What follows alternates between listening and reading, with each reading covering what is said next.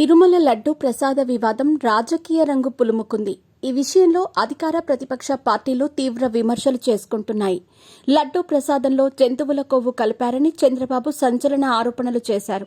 గత వైసీపీ ప్రభుత్వ హయాంలోనే భక్తుల మనోభావాలు దెబ్బతీసేలా ఈ వ్యవహారం నడిచిందని చంద్రబాబు ఆగ్రహం వ్యక్తం చేశారు. దీంతో పెద్ద ఎత్తున దుమారం చెలరేగింది. చంద్రబాబు చేసిన ఆరోపణలపై వైసీపీ సైతం ఘాటుగానే రియాక్ట్ అయింది. ఈ అంశం తేల్చేందుకు సిట్టింగ్ జడ్జ్ లేదా సీబీఐ విచారణకు ఆదేశించాలని కోరుతూ హైకోర్టులో హౌస్ మోషన్ పిటిషన్ దాఖలు చేశారు.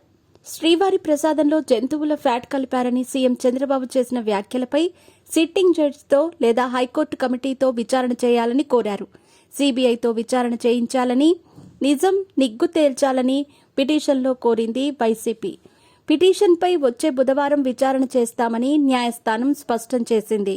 తాజాగా ఈ వివాదంపై నటుడు ప్రకాష్ రాజ్ సైతం రియాక్ట్ అయ్యారు.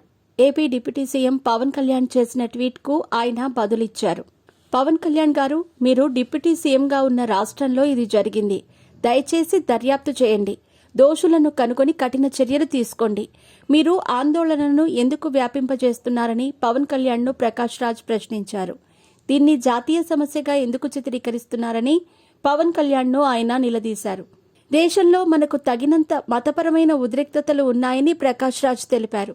ఇదే సమయంలో కేంద్రంలో ఉన్న బీజేపీకి సైతం కౌంటర్ ఇచ్చారు.